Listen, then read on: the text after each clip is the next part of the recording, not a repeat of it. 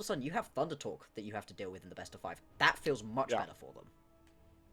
Really shows how impactful this series is, and the ones going forward, W, who we have mentioned after this top esports series will have played 3 of the 4 top teams in the standings right now, so they'll have a lot of control over who they're going to have to play and likely a preview for who they'll face in that play-in. But let's focus our scope back in on this draft here as we're in the Game 2 draft. Will be the only blue side game for Team WE.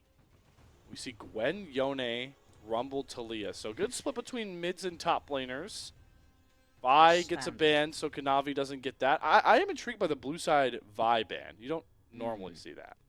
Not that often. Xin Zhao has gone through right here. That's a pretty good pickup for Monki if you want to grab it for yourself early on. The Azir was banned out last time during that round 1, and this has been Karis' best look. This is his favorite champion to be able to play at the moment. He's looked best on it up against TES specifically, and also just in general.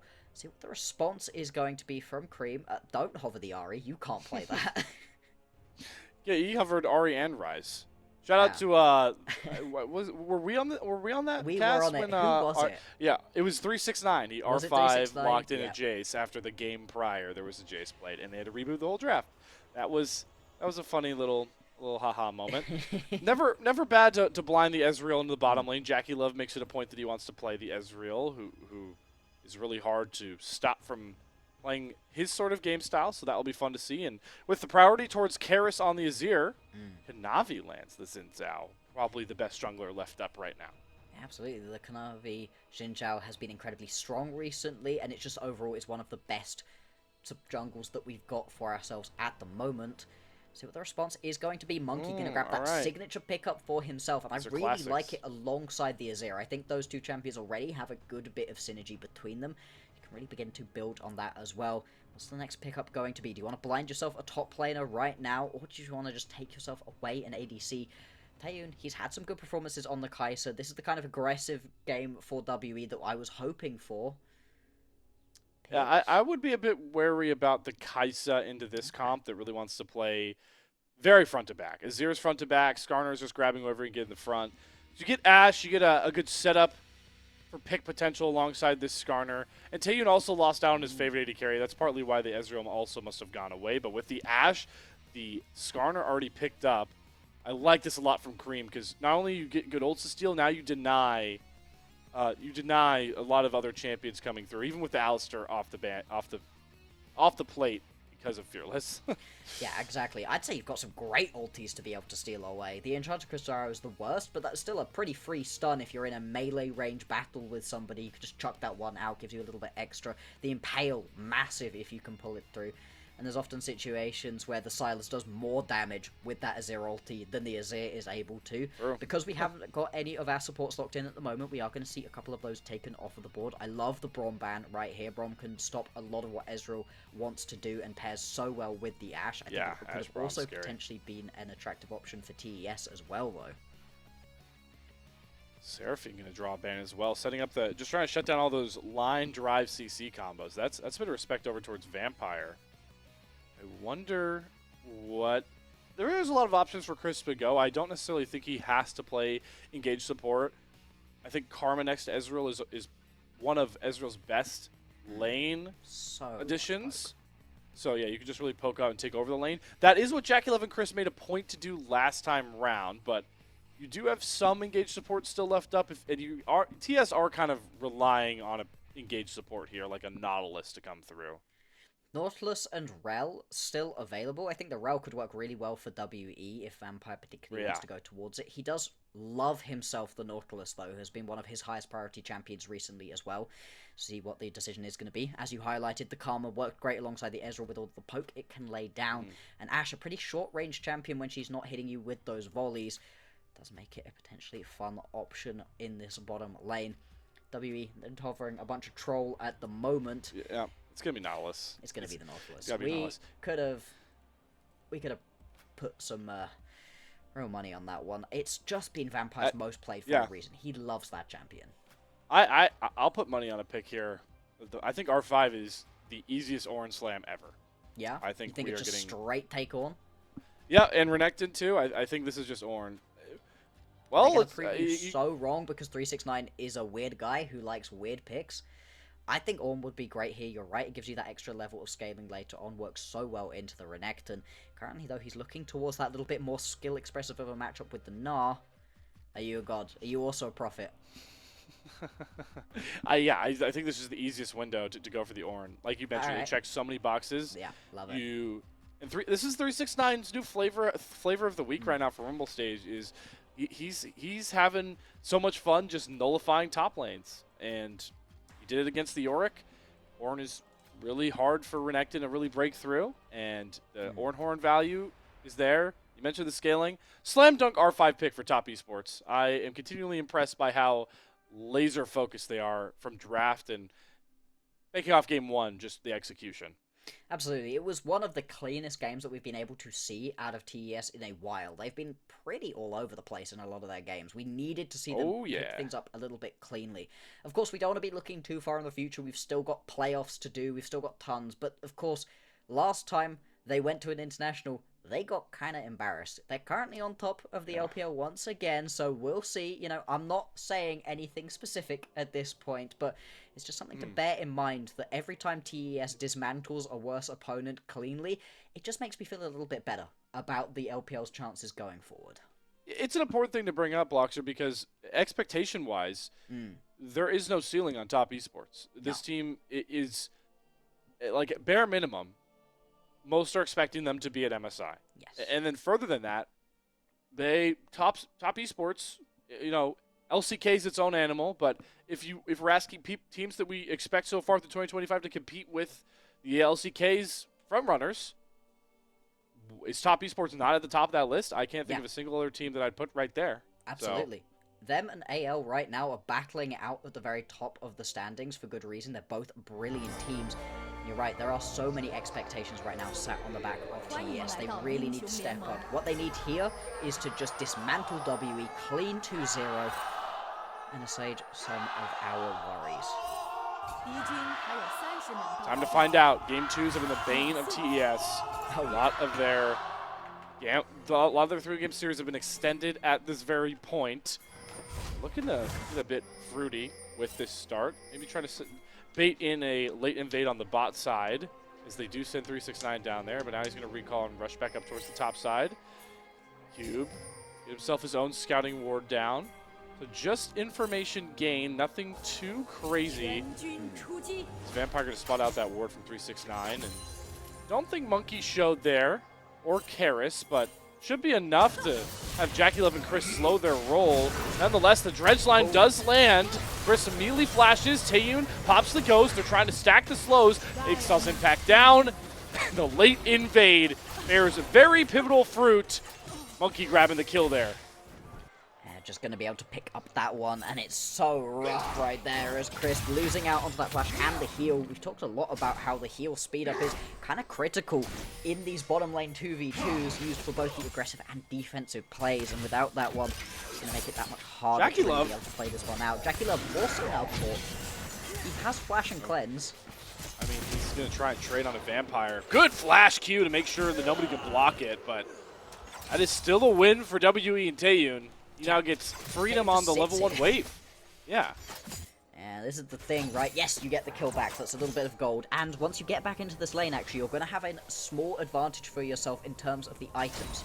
Longsword compared to no longsword at this point until Taeyoon heads back to base. But the XP disadvantage, the amount of gold you're going to miss out onto as well. Let's see what he misses out onto. Didn't get anything for that. Just about now, right. So he gets the XP off of that minion. Not the end of the world in terms of just straight up XP lost, only ended up losing the XP off of a couple melee creeps. Not the end of the world. Same time though. Kanavi now potentially looking for a gank top lane. Completely unspotted. Cube. When are we going to look for that flash here? 3-point strike. Going to get the knockup. I don't even think he commits it. He just surrenders. Yeah. The kill over to Kanavi. Clinical with all the chaos bot side that he speeds up his clear to get here. And your prediction of the Ornn already bearing fruit with this one. Kanavi going to be able to pick up the kill. See what that turns into. Just going to be able to grab himself a Ruby Crystal and a Longsword. So already going to be in a very strong skirmishing position. 2 for 2 in terms of the kills overall hasn't resulted in too much of a gold lead. With both these teams having some decent scaling options, at the end of the world, really, the way that things have been happening early on. Monki now looking to pay things back a little bit topside too. 369 does have the flash. Yeah, he's going to burn it here. The stun still lands, and they stun lock together so well. Monkey's patented Skarner is matching Kanavi across the map right now. Monki on his Skarner just looks so good. It gives him that extra level of ability to get involved in these fights, constantly being aggressive. Skarner's fallen off. He's nowhere near as strong as he was during Split 1, where he got banned, what was it, 98 games in a row? 100% win rate pretty much throughout Split 1. It was genuinely crazy how strong the Skarner was in the LPL. And even when it began falling off, began being less and less of a priority pickup, Monki still held it in a very high regard. Right now, going to be trying to steal away a couple of these chickens from Kanavi. Is at least going to grab a couple of small ones. Do you think he's going to be able to grab the big one? Smite fight. Kanavi wins. Nope, Kanavi wins it. Gets the big one. Gets all of them. Flashes after Monki. He wants to try to get the 3-point strike knockup, but Monki with the Ixtal's impact just traverses all the walls. He's so slippery. Yeah, and Kanavi burns his flash. He tries to go for the late invade. He's spotted. 369 looking for a collapse angle, but Kanavi's flash is likely just to net him some stolen camps. Monkey's sticking around, though. He's got Cube roaming down. Neither mid laner has budged away from their wave. There's Monkey again with another stun coming across, but maybe a little bit too far forward. He has to flash over the wall. Wind becomes lightning. Will it connect on to Monkey? Yes, it will. Kanavi pierces Monkey through the body of Cube and says, why not make it a double? On the bot side, though, it's still Taeyoon and Vampire running things. Time to block some Mystic shots once more. Vampire, Taeyoon doubles up. Immediate response on the cross map for WE. This game is complete mess right now. It's going to be a split map at the moment. The bottom side, like you said, run by Taeyoon and Vampire. 3-0-1 right now on this Cull Ashe. This isn't even an Ashe that's particularly looking to get aggressive early on. Still going to be working out more than well enough at the moment. Another big wave going to be pushed under the tower. A couple more minions getting lost right here. JackeyLove falling behind in terms of XP, in terms of gold, just not in a strong position at the moment. We'll have a look back at what we missed. It's just a straight up walk up and hook situation, and this is the reason that we see the Ashe paired up with the Nautilus so often. The amount of CC is insane. The slows, the stuns, you just can't walk away. Once WE decides you're in a fight with them, you'd better have enough damage to be able to win it. I always love when those Israel 2v1s come out, and it's just standing in the line. It's like waiting for Jin curtain call shots. It's like, don't move. I'm here to tank everything. Why, when I'm in solo queue, does the person always move? Every single time. Yeah, I mean, we start comparing decisions made by professional LPL teams in solo queue. We may go crazy, Bloxxer. That's true. That's fair. But look, to be fair, I have seen people make that mistake in competitive as well. True. Rarely. But it happens. Lot rarer. Monkey gonna go for a take number 2 onto these chickens. Is gonna be able to take these ones away. Unfortunately, Kanavi taking a much larger chicken down in the bottom lane. Actually peels away from picking up that Drake. Doesn't think he necessarily can take it. Which is interesting considering he's got vision of where Monkey was. Push in the mid lane and push in the bottom lane. Now they're going to turn around and potentially take this one. We're just trying to play it a little bit slower. Good work there for Q, getting that big trade in, and then pops the Dominus, or gets over level 6, so the dive threat's there, and he really takes a ton of creeps away from 369. He has to walk his sorry behind all the way back to this lane. He's got another wave crashing. This is going to be about double-digit minions 369's going to lose out on right now. Kind of sucks, but at the same time it is an Ornn, so not really going to be too much of a problem. The Ornn, the best feature of a champion that's overall very strong is that you are always useful. You're always going to have something to give to your team, whether it be the ornaments or just that Ornn horn in and amongst these team fights. TES are going to be able to pick this Drake up for themselves right now. Monki is in the area and does have vision of it, but doesn't really want to go in for the potential steal right now. Level 6 has come through for Kanavi at this point. Monki still waiting on grabbing his. Once he does have that impale, we really need to be watching what Monki can do. He needs to keep the pace of the game high, and he can potentially play around this very strong bottom lane for the minute. Ooh. Oh. Creme hijacked Streaming Soldiers, but Karis one-ups him, throws him under his own turret. So some rebellious Shuriman soldiers come out, but it's just the hijack and the flash out of Karis nonetheless. Got him ducked, falls a bit short, but I don't think Creme would have been happy about that trade, knowing that Monki is so close by. Doesn't get spotted on the Scryers. Does his Creme walks through the brush. He called out Impales available here for Monki. No ultimate for Creme. 369 first with topside to come through. Cube, it has to reset. He has teleport, and he's going to go for a flank TP. So WE are looking to fight here with the Grub slowly being whittled down. Will lead have to be patient. They need to set up Cube here. But it's 369 looking to make the first push onto Karis, who does not have flash. Beautiful setup from 369. The solo lanes flourishing here, and that shuts down any hope of a WE flank play. That's going to be all three of these grubs being picked up right here by TES. Team composition that's pretty short-ranged overall is very much going to enjoy having these grubs to be able to knock down these towers that little bit faster. And I love the aggressive flank from Cube, but it takes him so long to be able to rejoin up with the rest of the team. The TES have a very easy decision to just go flying in onto the members they can see. To pick themselves up that kill. 3-0-0 right now for Kanavi. He is balling out right now. The leader in terms of MVPs, and for good reason. He's been incredible so far in split number 2. Split 2 front runner for MVP overall as well. As you aptly mentioned, in prime position. The one thing you can't be said for TES about their bot side is done a decent job stifling, slowing down the bleeding, but the reason the gold is close, Taeyoon is 1,000 up over his counterpart, JackeyLove. Didn't think you'd be hearing that today, did you? No, very surprising. But Taeyoon has been one of the better members of WE. He's given enough resources, can carry. Pretty tricky to do on Ashe. We'll see what he's able to. 17 away from being able to cash in that cull. Turn that one around into even more items. Should be completing that first item actually very soon for himself as well. And it's just been a pretty decent early game overall for both of these teams. Either WE or TES are going to be too mad about the way that this one has played out. The next most important thing is going to be a Drake spawning in 2 minutes and 15 seconds. It is going to be a Chemtech Drake, so not the most exciting of Drakes, but it does mean we've got a pretty exciting soul coming up. Yeah, different soul. Hopefully it ends up being, love to see Hextech, love to see Inferno. But all the options, good call out, are going to be pretty tantalizing. Just to see what items come through before that dragon does come up about minute 45. Again, you need some time on Karis. The Azir doesn't really, it has value on one item, but not like the raw damage dealing. You still want the Triforce. I don't know if JackeyLove's going to get that one done, so Taeyoon's going to be in a really pivotal spot. There's definitely big items to look out for once this dragon comes around. Very much so. But right now, though, a lot of resets coming through. TES looking to go spend that last little bit of gold before they want to play around this spawning dragon.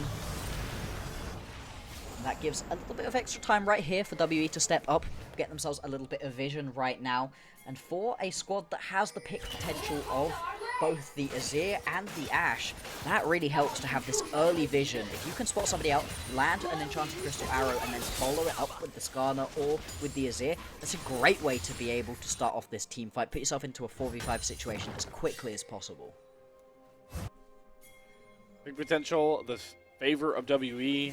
Skill expression definitely to the side of top esports. The Crescent Guard outplays are there.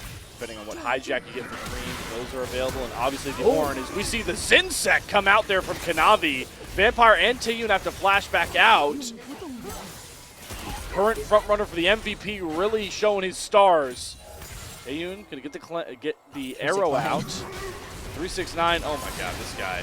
Turrets are not in his vision. He's running in between two of them. Does get Taeyoon killed. Good flash out of the Ixtal's impact as well, making sure Monki can't impale him and throw him under a tier 2 turret. 369 is just playing at a different level on these tanks now, just like back in the JDG days. Cool. Teleport going to come through out of Karis, rejoins this fight. A ton of plates go over to TES, and now they can head over towards this Drake if they want it right now. Creme going to teleport up to the top side to stop the push in right here from Cube. and everything is coming up TES at the moment. They get themselves about 1,000 gold to the advantage from that play. They don't need to turn it around into the Drake right now. I don't think they have to. They can just wait a second, get a couple of their ultis back, and then rebait another fight. They are in a very strong spot at the moment. You can see JackeyLove went back to base, wasn't actually able to complete that first item though, so that is a bit of a disadvantage. I think that means they've got a little bit less of that pen that they would have needed. It is actually going to be the Drake picked up for WE, even after they lose that fight. Yeah, I think they just have to respect the ults that were available, right? They used it on the Impale, Emperor's Divide, Cube had Dominus, and Teleport available. So, again, top esports, really enjoying the respect they're giving over to their opponents. Taking the nameplates off, knowing, hey, these champions have this available, they're on these timers. We are not in a position to force anything, and there's no reason for us to. What do we have available to us? Well, a weak side play onto Cube on a potential dive as Creme does have the Dominus stolen. Does lose the wave out.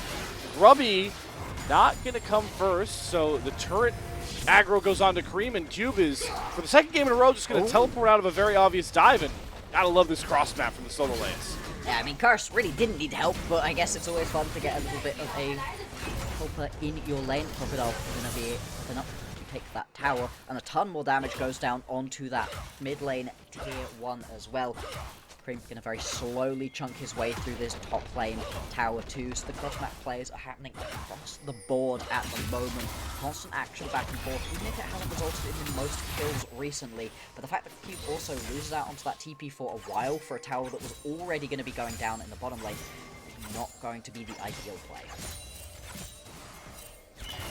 Map advantage, without a doubt, to top esports these next couple of minutes. Where can they look to benefit from that? Really only have Herald as an option.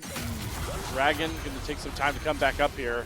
This Cube throwing down the Dominus. Wants his fight into Creme, but it was never just the Silas you were throwing into, my friend. Kanavi's here. Chris coming across. 369 cutting off the flank angle with a TP behind. Ash Arrow, though, going to find its mark. Depth Charge gets a ton of value, and the Dominus health bar finally deplenished. 369 is once again throwing W members into the bouncy house. Monki can't go anywhere near the rest of his team, and he's the fire starter. Yeah. So the flame is snuffed out without him.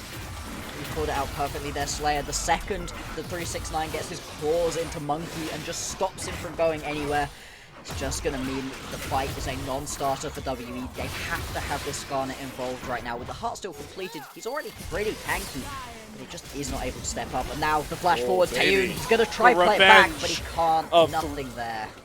Oh yeah, just the revenge of JackeyLove. What can you do? What can you do? This is TES looking clean, looking good. I mean, the game's been a little bit messy back and forth. JackeyLove didn't look great, but was just able to pick up that kill on Taeyoon, and they're now turning this one around. Potentially even go for another dive. All right, hijacked Impale. Gets Ixtal's impact under his own turret. Oh, Creme. That's the first real mark of... They get the tower, but that a little bit shades of older Rumble stage TS in that one from Creme.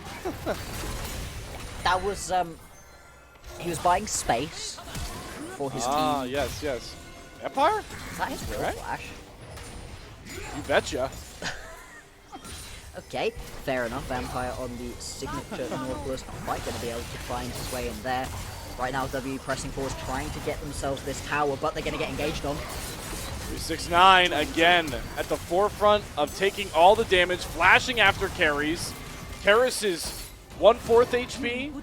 He'll be forced back, but 369's endeavor does fall a bit flatter than he expected. Just not quite going to be able to pick any more of those kills up, and things should calm down just a little bit. We've got 1 minute 20 seconds until the Drake is going to spawn, 2 minutes 50 until we've got Atakan up and available. Both these are going to be very important Drakes indeed. Ocean Soul specifically on a composition that has got a couple of big tanky champions, such as either TES or WE, would very much help them out. I think you also quite like an Ocean Soul on a champion with a lot of healing like Kanavi does or Creme does with their champs. And so, who's going to play around that one, and who potentially just wants to go and pick themselves up the Atakan? The fact is, a top lane Atakan makes it a little bit of a harder decision. You don't want to get pulled too far away towards either side of the map at the moment. I like the TES keep going back to this well of trying to blanket the bottom river of WE in fog. They're kind of willing to give topside control to keep the Drake pit shrouded in mystery. Again, don't like to throw this around too much for TES because they've thrown so many games and like to play close contests, but championship pedigree is really showing through with how they're moving on the map so far in this series. Even with, because both early games were close, but you're starting to get the same feeling of Bloxxer. Yeah, that the macro is just way further on point. You're seeing it here with another collapse coming across. Kanavi gets the Gromp from Monki. Tons of damage coming across from the Ezreal Karma. Our Steel getting a lot of value, but it doesn't really cost TS anything. No, it's fine to just keep pushing forwards. I mean, you get Monki down a little bit of health. It's very interesting that throughout... Oh, hang on. It's fine, he does have a tower available to him, so he should just be able to walk this one out. Although, nope. TS, they're not taking this. So that was an overextension. That's a whiffed impale. It's 369 again, just standing and dancing in front of WE. Look at me, look at the tank gore, and everybody try to come fight me. Because what happens on the back end of it? You lose your Croc, 369, by so much time. Karis finally kills him off, but that one fleeting kill is going to cost them double on the return. The double kill for JackeyLove. They drop Rift Herald. There's so much on the map for TS to take off the back end of it. Absolutely. They're on the wrong side of the map to be able to grab themselves. The Drake is the only thing. But still, the Herald now going to charge into this top lane tier 2 tower to pick that one up. That's a huge flux of gold. But Creme doesn't actually take it. Not charge. Okay, I guess he didn't have a charge. That was awkward. I'm very surprised that he wasn't able to fight that. I guess somebody jumped on it early. We'd have to watch back to really see what ended up happening. More importantly, this team fight, as you said, 369 just smiling at these kids. The Whiffed Impale feels so bad. Look at the amount of damage the Ornn can do right here. His heart still charges. Hits like a truck. Keep on the backside of this fight. He at least manages to buy a little bit of space for Taeyoon to try deal damage, but it doesn't really work. The Herald was used as the re-engage tool. That's what we'd missed. It was an attempt. Until he hit it into the side of the wall and couldn't actually chase down the kill you're talking about. He tried. It was an attempt right there. And to be fair, TES don't even really need it. They're going to be able to pick themselves up the Drake. And this is what we're saying, right? Their map play, the macro is just so much stronger for TES. They know where to be all the time, constantly pushing these waves out as well. 369 in the bottom side of the map, going to draw a little bit of pressure at the moment. Karis going to go match up with him, because he's got the teleport available to be able to match. And now Atakan going to be the main focus. Not so many deep flank walls for TES as they had previously. They're going to need to re-establish those again if they want 369 into the back line, because that has been something so effective for them recently, especially on the Ornn. Ornn into the back line, just a great one. Great here for TES is that JackeyLove has the Mora Mana fully complete with the Triforce. It's a huge break point that comes across for the Ezreal compared to an Ashe build. Ashe that isn't really a big time damage dealer until champion is much later into their build. Still some time needed for Creme though. The row is nearly complete. Likely gonna go that Leandri's or Riftmaker second. But some of the carries are online now for TES, and it's nice to see the one that was put so far in the rearview mirror early game is in that position in JackeyLove. Absolutely. Very interesting that despite the fact that JackeyLove and Chris managed to lose the early game on what should be a very strong laning duo, being able to pull it back massively, in a very strong position. Like I said, they did start up the Atakan, but yeah, no real follow-up. Nobody's going to keep going onto that one. Instead, it's just going to be a battle over mid-wave priority at the moment. Although, Kanavi just goes in. He's got Creme off to his left. He is hurting Vampire Company down. Monki gets the Impale. Crescent Guard means Taeyoon does 0 damage. The Impale does not get Kanavi into turret range. Ashe Arrow flying onto JackeyLove. Good arcane shift creates enough space. So that's the 2 engage ultimates out of WE. TES gobbled them up for nothing.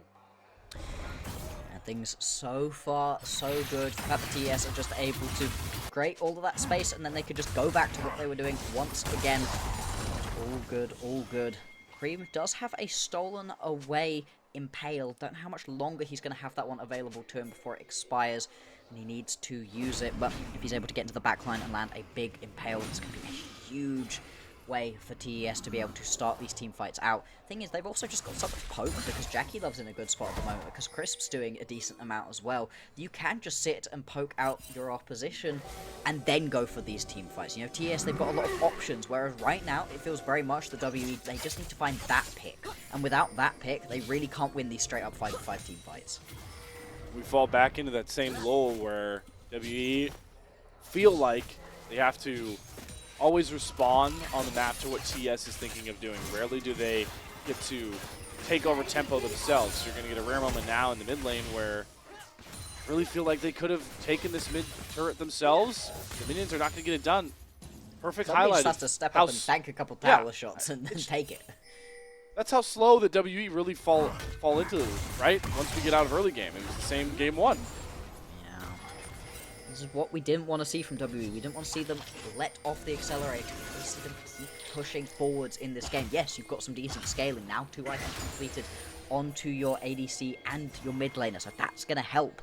But at the same time, you're allowing TES's composition to really come online. The Hermana completed. Of course as well, that's so much damage available to JackeyLove after what was a pretty rough laning phase as well. He's now managed to claw it back, 300 gold in the advantage. And now, actually things have slowed down so much that there's going to be a Baron available in 40 seconds time. The map is going to get real full of neutral objectives. Just a couple seconds after that, Ocean Drake number 2 spawning in here is Monki. Immediately looking for a flash play. Like the attempt, but the arcane shift comes across. JackeyLove and that 2 ping is just quicker. And while we do like Monki's aggressiveness, it's going to cost WE because without Impale, it's really hard for them to force a fight on the TES. Great cancel from 369 onto the Ash Arrow. He gets pulled into the fray, but again, this is the Ornn that wants to play up close and personal with WE because he lets JackeyLove, Kanavi single out targets and knock them down. Hijacked Ash Arrow to the face of Karis. Has to use the Emperor's Divide by space. 1 pick, all TS need to really turn onto those neutrals in the top side of the jungle once more. Exactly. The key thing is that it is going to be Monki that goes down. He gets caught out, pinned against the wall, and TES, they are just playing around their main man right now in 369. He's so tanky, practically unkillable. Now with the Jack Show completed as well, can just stand in amongst everybody else and absorb all of the pressure you could possibly ask for. It's going to be that Atakan pick up right here for TES. They decide not to head straight towards the Baron, I think so that they can establish their push in the top and the mid lane. They can either peel back onto it right now if they want it, or just go again. These team fights are working for them every single time. There's no need to rush these objectives at the moment. As long as they are letting the Ash Arrows hit 369, you know, not giving good impale angles, really hard for WE with how slow they're attempting to crawl back in this game to knock TES off of their tempo, like you're calling out. And the Dragon trade's fine. You split Dragons 2 apiece. Definitely get the vibe of TS are hoping this game doesn't go long enough where Soul is ever a worry. Indeed, you really don't think this game is going to go that long. If it does, a bit crazy. Oh, Vampire. Pig damage. Oh my god. Whoa. I love Ezreal. Holy moly. So fun to watch. But he does face check into an Impale. Has the flash. Gets out to safety. Creme flies back in, but Karis finds the kill. Down goes Chris as well. 369 TP's in. Horn on to 3. Stops WE in their tracks. But they don't have their AD carry. And Kanavi is far too low to really fight. Slice and dice forward. Creme can he get the W heal in time? The Steric shield. When becomes lightning. Dredge line to the face. Oh, Vampire catches Kanavi lacking. TES back to overextending, and it costs them finally a breakthrough for WE. That was just way too aggressive from JackeyLove. Yes, he nearly manages to pick up that kill onto Vampire, but he's a support. He's not the key target, and steps just a little bit too far forwards, pulled straight into the Impale, and if it wasn't for a great teleport out of 369 that lands with a huge Ornn, that would have been a complete disaster. It's only 369's arrival that sort of turns this one back around. Yes, this initial bit of damage is great, but look how little vision they have right now. You can currently see the bot lane, you can see the Ashe in the mid lane, and you can see Vampire who you're chasing into. You cannot just step into that bush. In no universe can you just step into that bush right there as Jack. Great play from Karis too. Gets that Shuriman shuffle onto JackeyLove after he burns the flash. We talked about it. And how many comfort champions W are really relying on? It's We got Vampire Nautilus making effect here. You got the Monki Impale on the Skarner, and then Karis' Azir getting fancy with the footwork.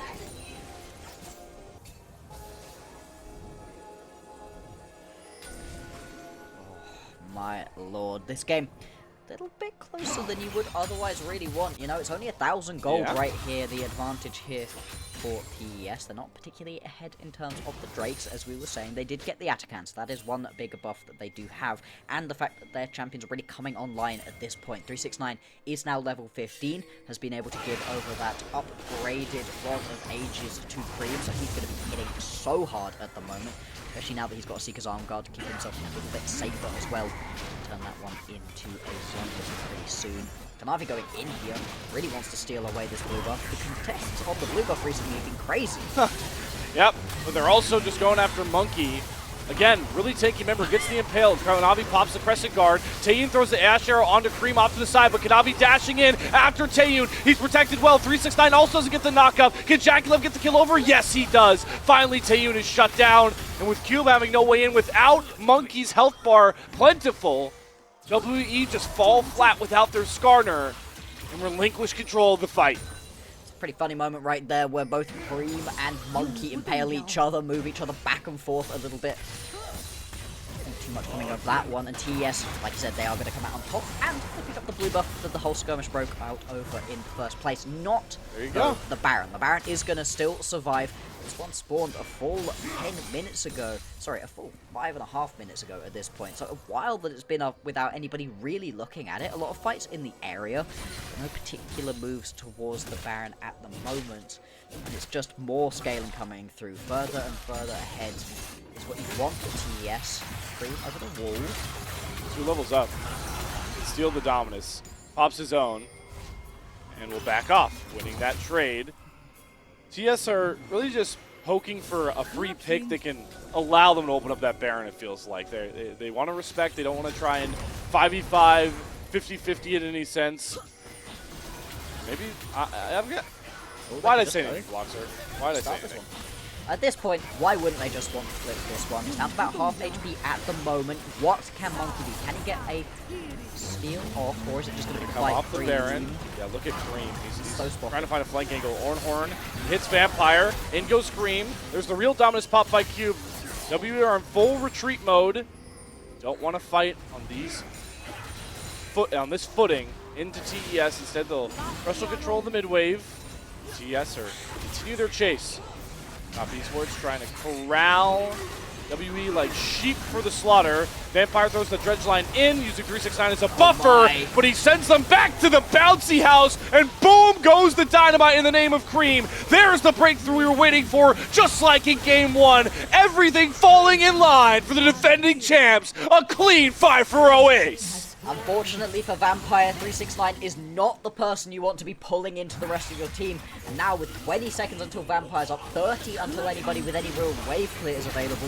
So yes, they're going to push forwards, pick themselves up, probably at least this inhibitor. They can try to push for the end, or they can just turn around and go grab themselves a Baron, whatever they think is going to be the most effective strategy right here. The minion wave's thin, but he is still here. They can just end this one, yeah. They've got themselves after Vampire, after Vampire, it's still double digit. This is going to be it. A lot of murky skirmishing, but a dominating TES, and most importantly, clean series. They go back-to-back 2-0s moving into Week 7, looking like the TES that won the Split 1 championship. This is a TES, I think, who's kind of taken a chill pill, you know? Yes, they've ended up having to play a few of these early games a little bit more skirmishy, a little bit more aggressive, just because that's how WE play. You can't completely sit back. But they were mainly responding to what WE wanted to do, a couple of proactive plays of their own, but it never felt like they were going to over-index into anything. They didn't flip a Baron, they didn't flip an Atakan or a Drake or anything. They were perfectly happy to allow their item breakpoints to come through, and at the point at which they did, at the point at which the Ezreal got back from what was a pretty rough early game, all of a sudden, they're there, they're ready to play, and they pick the series up, like you said, cleanly, a nice 2-0. It's the first time, if I'm not mistaken, all Rumble stage long that TS have been able